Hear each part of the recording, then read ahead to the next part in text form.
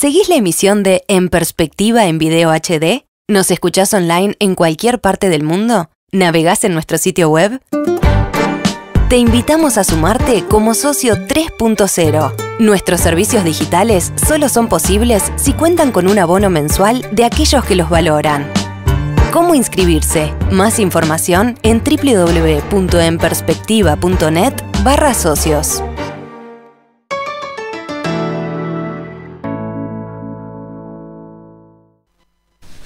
La mirada semiótica, la campaña electoral. Ese es el nombre con el que identificamos el ciclo a cargo de Fernanda Andach este año, 2019, retomando esa vieja tradición, la de observar, poner la lupa en los signos de la comunicación política. ¿Qué tal, Fernando? Buen día. Buen día, Emiliano. ¿Qué tal? Hoy tenés para toda la mañana, pero te vamos a obligar a comprimir. A condensar. Y capaz que, para dar una idea de por dónde venimos, podemos citar los dos títulos que has elegido. Dos. Sí, porque en todo discurso, a pesar de, y sobre todo en un momento extenso como fue el debate de ayer, y el primero, por supuesto, hay, sin embargo, y eso quizás es uno de los objetivos del análisis semiótico, un hilo conductor. Ayer hablan de 4 ejes. Bueno, la semiótica acá plantea que del lado de como le llama él, ¿no? El representante del gobierno, como le dice su contrincante, le vamos a poner un título un poco provocativo, como fue la reacción del propio exintendente de Montevideo, que sería para Daniel Martínez Crónica de un hombre solo. ¿Y para la calle Pou? Y para la calle Pou, algo que retoma exactamente desde el inicio de la campaña sin parar hasta ayer de noche, juramento de un hombre que está pronto para asumir. Ajá. ¿Y por qué juramento? Claro, porque hay una solemnidad en esa frase, ¿verdad? Cuando dice una y otra vez que él quiere hacerse cargo, ¿sí? Va a haber, como ustedes ya lo adelantaban, en esa anatomía que hacen con Romina, ¿verdad? De los principales puntos, los puntos más salientes de ese largo diálogo, de esa confrontación. Ayer fue un poco más confrontación que simplemente 2 monólogos, como en el primero. Hay una reiteración, en ambos diría, de la campaña, e incluso un uso de la campaña del otro. Lo vamos a ver sobre todo en la calle Pou, en el desafiante, podemos llamar, ¿no? El socialismo desafiante, esa idea de podemos hacerlo mejor, que es una idea fuerza de la campaña del Frente Amplio, va a ser tomada al pie de la letra como desafío. O sea, sí. Recoge el guante. Acá veíamos hace poquito por las redes, ¿te acordás cómo se puede dar vuelta una pieza fundamental de la campaña? Era el Partido Nacional, que era invertida, que era parodiada. Bueno, sin llegar a ese punto, por supuesto, vamos a ver cómo las palabras del otro, el archivo, muchas novedades, ¿no? La lectura va a ser usado como un arma de combate. Enseguida ya nos metemos por esos dos lados.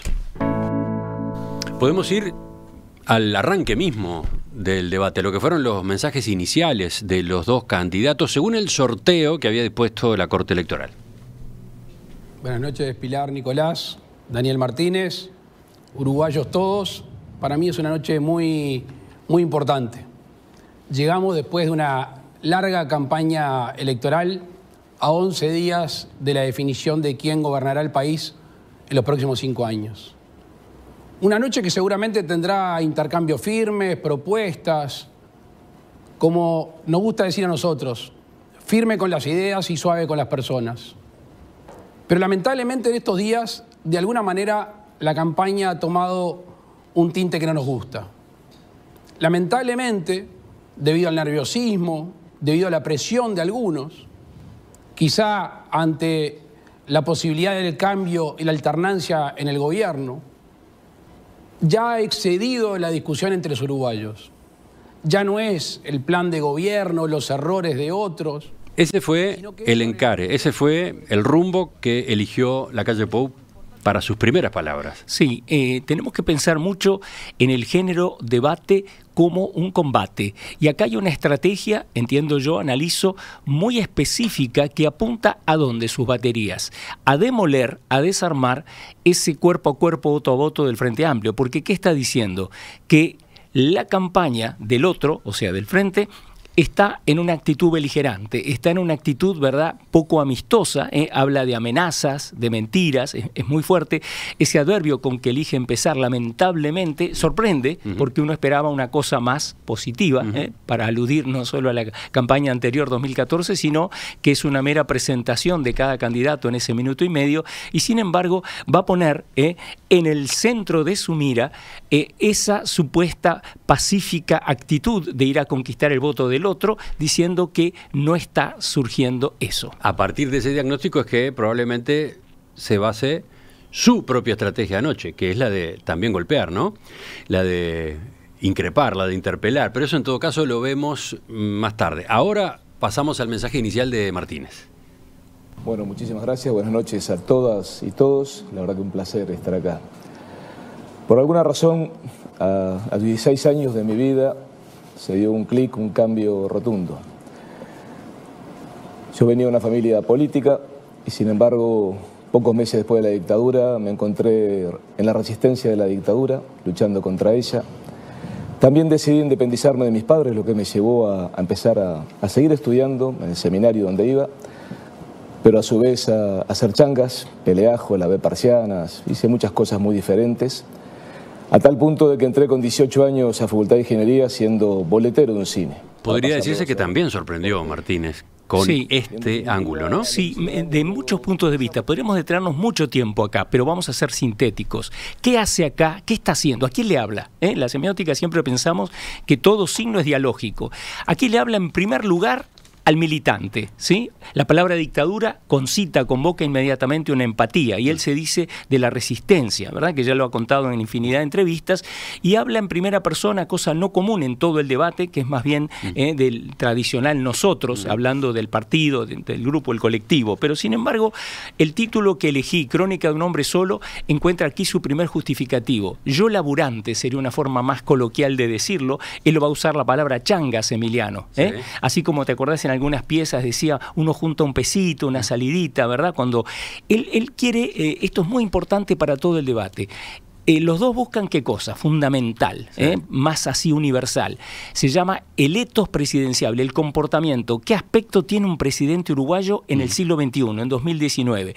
De este lado del ring sería el hombre común, es la quinta esencia de lo promedial, de la medianía uruguaya por excelencia, Daniel Martínez. Sí. El otro, en cambio, viste el tono solemne, adusto, le sirve para interpelar ya en presidente, ya salteándose esta etapa de la segunda votación del 24N, ¿verdad? Luis Lacalle Pou va a decir, ¿no? Estamos profundamente acongojados, sería por esta disrupción del orden perfecto. Ahora, viste que Martínez, cuando recurre al recorrido de su vida y a resaltar lo temprano que le tocó empezar a trabajar, ha dicho en estos días, ¿no?, que está en caja, en el BPS, no sé, desde los 16 años. 16, bueno, dice, sí. Pero después avanza hacia algo más. Dice, le agradezco a la vida hacerme desafiante de lo que está establecido. Desafiar incluso a mi propia fuerza política.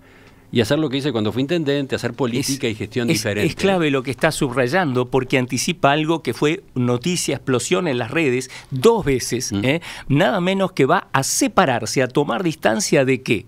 De un elemento esencial de esa coalición. Hay 2 coaliciones en juego, lo tendemos a olvidar, porque una fue fundada hace muchos años, y no fue producto de un pacto post primera vuelta, que es el programa famoso. En 2 veces el Daniel Martínez va a decir, el que manda acá soy yo. Por eso, segundo motivo para Crónica de un hombre solo. Y tercer motivo, lo va a decir durante casi todo el debate, al plantearse como, lo dice muy rapidito, el seminario, él iba al seminario, no iba a una escuela pública, ¿verdad?, un liceo público porque era adolescente, pero va a estar diciendo y lo va a desarrollar, no soy de los privilegiados. Va a usar ese término que también es, Emiliano, una guiñada, si querés, muy sutil ¿a quién? Al cabildo abierto, nada menos. ¿Por qué? En el discurso de la noche, ¿te acordás? Del gran triunfador de esa primera vuelta, que es sin duda Manini Ríos, ese, como lo llamé acá, partido seimesino, ¿verdad? Que no invierte casi nada, que surge de la nada, no se sabe bien a quién le habla, etcétera. Va a usar mucho Manini Ríos el término, vengo a hablar soy el portavoz de la clase de los no privilegiados, ¿no? Y planteándose un etos artiguista. Y acá, como va a decirle una y otra vez, usted, la calle, como le va a llamar casi todo el tiempo, es de los privilegiados, es de los que no sintió el golpe de la famosa crisis, ¿verdad? El que va a endilgarle que él la obvia, el millón de pobres que vamos a hablar después. Entonces, esa crónica del hombre solo, ¿verdad? Dice, decidí independizarme de mis padres. Es sorprendente porque en Uruguay hay, viste, un pudor de hablar en primera persona y de la vida privada, sí, pero acá la hace pública gracias a la alusión a la dictadura. Cierro entonces, le habla al militante, pero también le tira el guante al otro. Sí. Y con este posicionamiento complejo en el que él quería instalarse, ¿no? Soy Frente Amplio, pero tengo distancia con el Frente Amplio, ¿no? Puedo desafiar incluso a los viejos líderes. Cuando armo mi gobierno en la intendencia, desarrollo una gestión diferente, menos guiada por las cuotas políticas.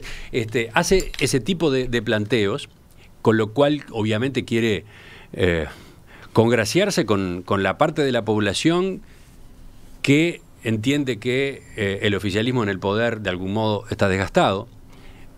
Por ahí va una parte de su énfasis, pero al mismo tiempo resulta que tiene que defender lo que ha hecho el Frente Amplio, ¿no? Sí, sí, es dificilísimo. Yo lo compararía, viste, con aquel héroe griego mitológico Sísifo que va llevando aquel peñasco hasta arriba que va a caer y otra vez, porque está en esa posición casi imposible. Es el que está necesariamente en la defensa, ¿verdad?, de la gestión, doble gestión, la nacional y la departamental, porque va a hacer, como bien decías, muchas veces alusión a lo que hizo, y eso es una de las victorias de la noche cuando le dice por nombre y apellido a qué personas del Partido Nacional él incluyó tanto en ANCAP como en la Intendencia, ¿verdad? Para decirle que él no trabaja por cuotas y de vuelta crónica de un hombre solo, no le importa lo que dirán, él se mueve por su propia iniciativa. Enseguida retomamos esta mirada semiótica del debate de anoche con Fernando Andach.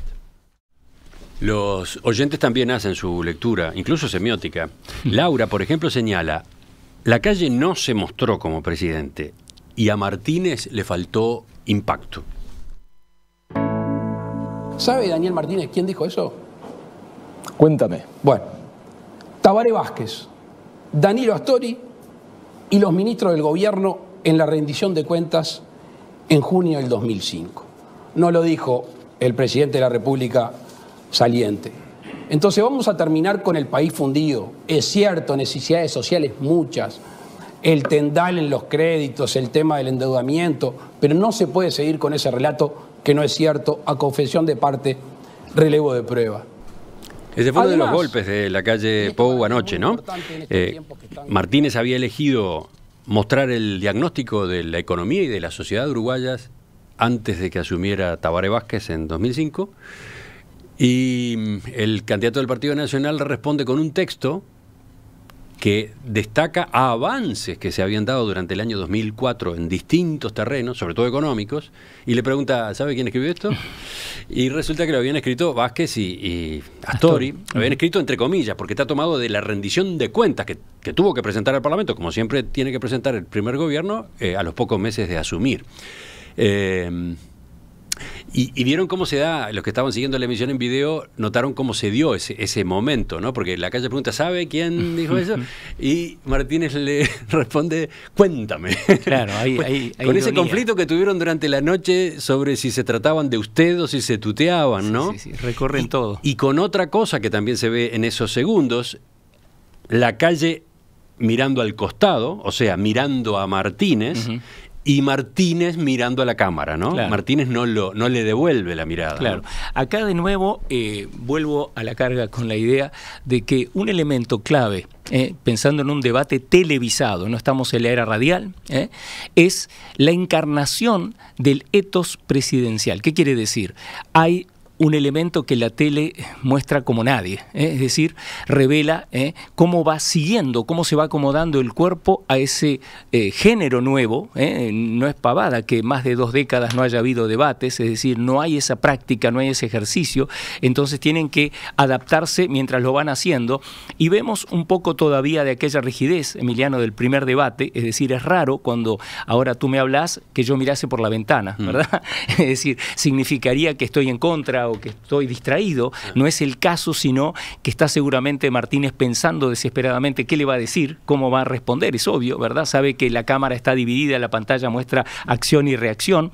Entonces, por su parte, Lacalle Pou, más, digamos así, ducho parece en esta nueva práctica, ¿verdad? El primer debate por ley, como lo anuncian triunfalmente los periodistas, lo mira continuamente, incluso cuando no es que haya dicho algo, ¿verdad?, sobre él, Martínez, dándole más naturalidad. Y acá, una sorpresa para mí, el uso de archivos constantemente, uso de la palabra del otro. Eso es muy fuerte en un debate, es muy fuerte en la contienda electoral política siempre, porque es tirarle como un proyectil arrojadizo, ¿verdad?, la propia discursividad del otro, pero con un sentido obviamente crítico. En este caso, eso que sería denostado como el antes y después por el Frente Amplio, salvamos el país, levantamos el salario real, ese lo va a decir varias veces, ¿te acordás? Daniel Martínez, es el país con mejor distribución de renta, ¿no? Lo presenta como de nuevo el pequeño país modelo del siglo XXI, para aludir a Valle Ordóñez, como lo va a hacer hacia el final Martínez, mientras que dice una cosa interesante, Lacalle Pou dice, vamos a terminar con ese relato. Eso nos recuerda, para todos aquellos que estén tomando partido sobre el propio análisis ahora que estamos haciendo y diciendo, a ver, ¿de qué color son estos dos? ¿Verdad? ¿Qué esconden debajo? Como vieron, Superman se rompe la camisa y aparece la camiseta.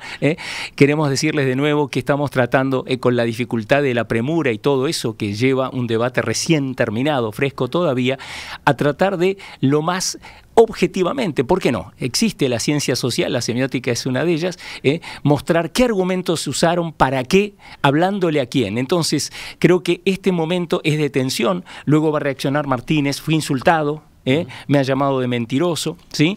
Porque es algo tan frío, como decía Emiliano bien recién, una rendición de cuentas. Vean ustedes cómo se puede transformar en el calor de un debate en un arma arrojadiza, para decir que los propios, nada menos que dos nombres fortísimos, Tabaré Vázquez, Danilo Astori, en realidad, bueno, no hablando ellos en una entrevista, pero estarían apoyando, reconociendo lo bueno que quedó de ese último gobierno colorado que lo reivindicaba Talvi en la campaña todo el tiempo, el de Jorge Valle, nada menos. Entonces, acá vemos a Lacalle interpelante. Ese fue un término que con el correr del debate apareció, ¿no? El propio Martínez lo usó y lo usaron luego dirigentes del Frente Amplio en las entrevistas, una vez terminado el programa, señalando, lo que vimos fue a un senador. Lo que vimos fue un senador interpelando. A un presidente electo ya. Cuando en realidad se supone que tiene que mostrarse como presidente. Entonces, vayamos a ese punto. Tú propusiste como título, uno de los títulos, juramento de un hombre pronto para asumir. ¿Cómo ves esto de que, para posicionarse en presidente, Lacalle haya elegido la interpelación? Porque escuchábamos recién esa y estuvo la otra, la que apareció varias veces, la de tomar como base la admisión de errores que está haciendo ahora el Frente Amplio y preguntarle, bueno, ustedes admiten esto, admiten lo otro, reconocen esto, y con lo cual iba a su vez listando una grave y larga lista de falencias o de errores, ¿no? Esperando que el candidato le contestara. Entonces, ese posicionamiento, el de interpelante, ¿lo favorece como presidente? De nuevo, acá creo que se impone el género debate, es decir, se trata de revelar elementos que debilitan al otro. Y acá retoma Lacalle Pou, casi literalmente, ¿se acuerdan? La analizamos en esta columna hace poco, aquella pieza sarcástica, más que irónica, con un vals vienés de fondo, en blanco y negro, muy triste, muy deprimente, donde retoman la palabra, la frase de Martínez en el primer debate, hechos y no palabras, y van listando, mostrando una serie de fracasos. El puerto de aguas profundas, ¿verdad? Con el Danubio azul de fondo, ¿no? El vals de las fiestas de 15 años, ¿no? Claro, 15 años de proyectos frustrados, ¿no? Yo creo que sí, me atrevería a decir en el análisis que sí es la posición de presidenciable, la encarnación de ese comportamiento que podría ser el más plausible. ¿Por qué? Porque está, ¿verdad?, dirigiéndose a alguien que encarna, y lo va a repetir 1000 veces, el candidato del gobierno, y el otro va a tratar de separarse un poco del gobierno nacional y reivindicar su gestión. Por eso decía, de nuevo, crónica de un hombre solo. En la Intendencia hice lo que me pareció bien, ¿verdad? Sobre el programa Me Distancio, del propio programa del Frente Amplio, ahora, que es un poco, ¿verdad?, la piedra del escándalo para muchos. Entonces, pienso que esa frase es hábil de Martínez cuando le dice, me está interpelando, ya me considera presidente, o sea, lo pone en su lugar de ¿qué? De parlamentario, lo que siempre ha sido, obviamente, es la carrera pública de Lacalle Pou, pero creo que no tenía otra para el género que desafiarlo. Lo veo más como desafíos para poner en aprietos, ¿verdad?, la gestión del otro, diciéndole de Filgueiras, ¿no es cierto?, de todos los elementos que eran promesas de la famoso el ADN, de la educación, etcétera, que no habrían sido logradas. E incluso en un momento, Emiliano, ¿te acordás que lee una serie de conquistas en la educación? Sí. Que sorprende, parecería que fueran a reivindicar cosas propias de los partidos tradicionales, pero es del otro, y dice, yo acepto, dice Lacalle Pou, que todo esto, pero luego sale con un tema delicado que es las clases menos favorecidas, que supuestamente serían el gran destinatario de las políticas sociales del Frente Amplio. Ustedes no les fue tan bien en la educación, y habla de la deserción en educación media, de una enorme cantidad de liciales, digamos, que abandonan, y lo que sería entonces un fracaso nada menos que en un área muy delicada. Y ahí sí pienso que está hablando como el que asume, ¿verdad?, como dice una y otra vez, me hago cargo de que esto no va a ocurrir de nuevo. En más de una ocasión, Martínez denunció que se lo estaba agrediendo, ¿no?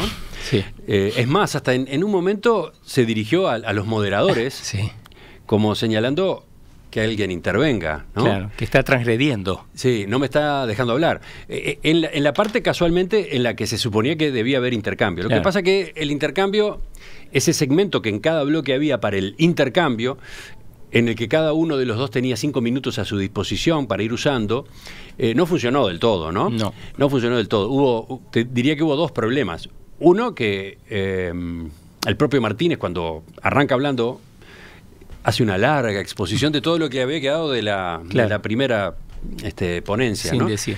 Con lo cual mata la dinámica esa. Claro. Es interesante porque mientras tanto Lacalle Pou lo está mirando de costado y está como fastidiado, ¿no? ¿Qué hace?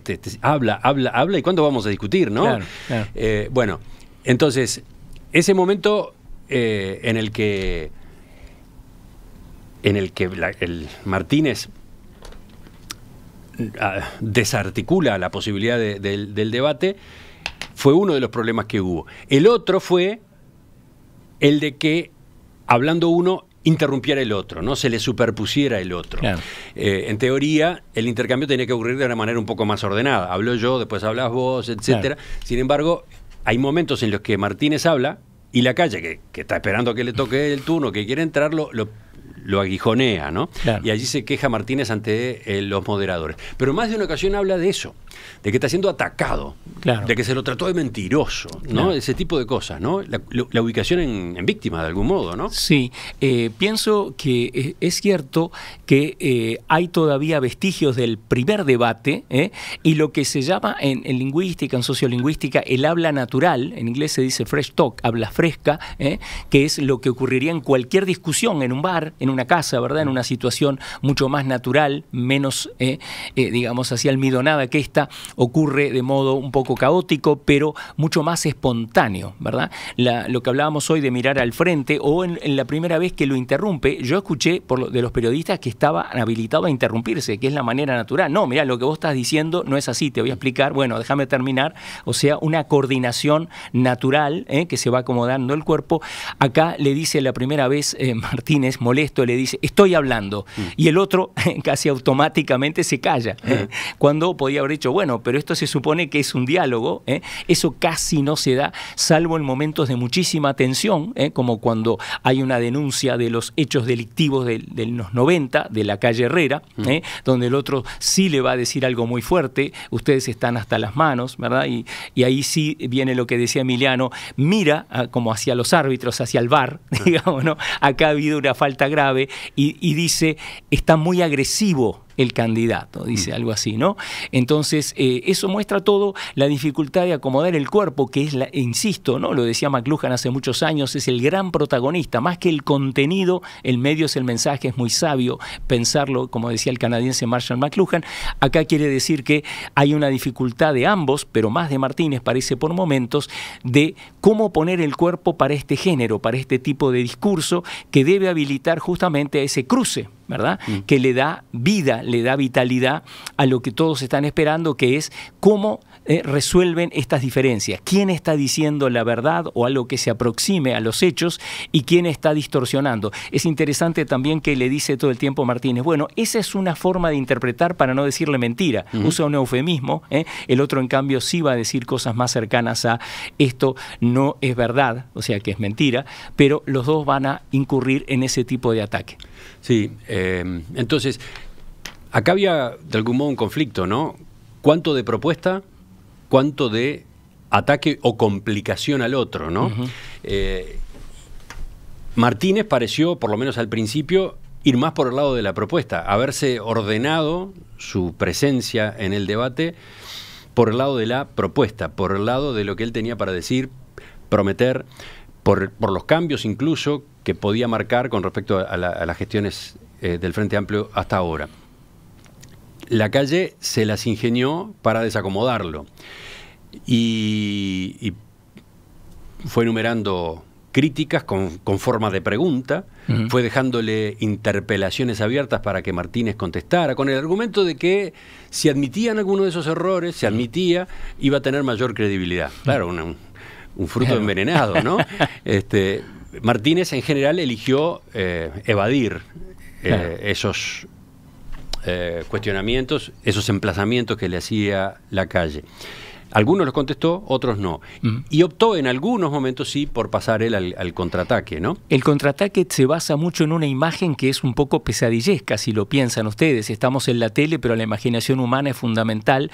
Va a usar un número, una cifra, se llama la retórica de los números, es tan poderosa como la de los adjetivos o de las palabras, que es 1 millón de pobres.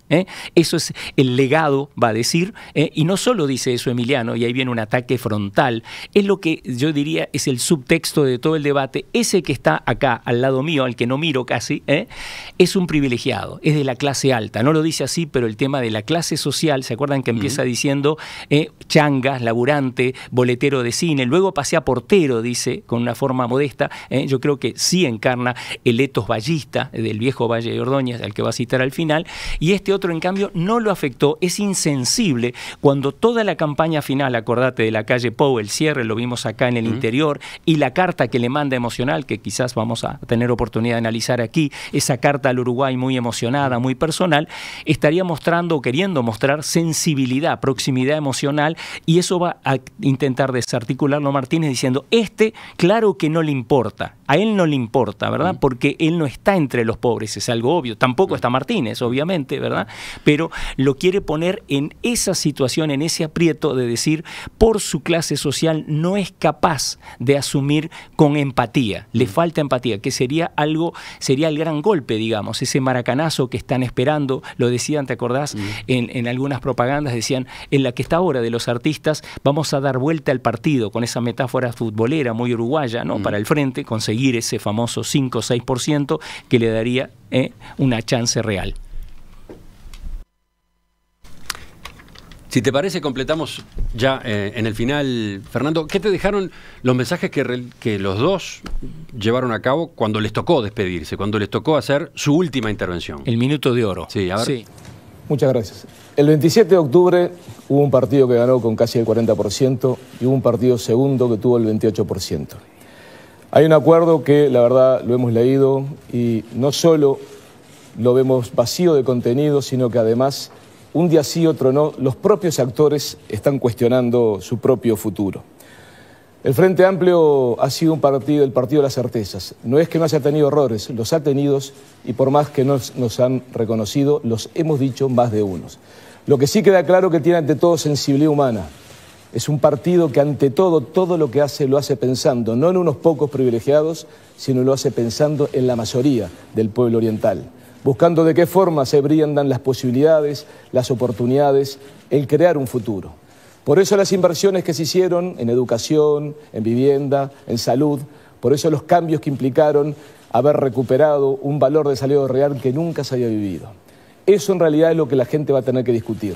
Nosotros tenemos la certeza de que tenemos la capacidad, como lo hemos mostrado siempre como hombres de diálogo, de generar los acuerdos. Más de algún dirigente de uno de los que firmó el acuerdo dijo estar dispuesto a dar gobernabilidad en el caso de que ganáramos. Tenemos la certeza que lo mismo que hicimos en la Intendencia, lograr los votos para gobernar en beneficio de todos los uruguayos y los uruguayos. Hemos recorrido el país y hemos recogido de la gente esa alegría y esa certeza. Muchos de los que no nos votaron en la primera vuelta nos van a votar ahora.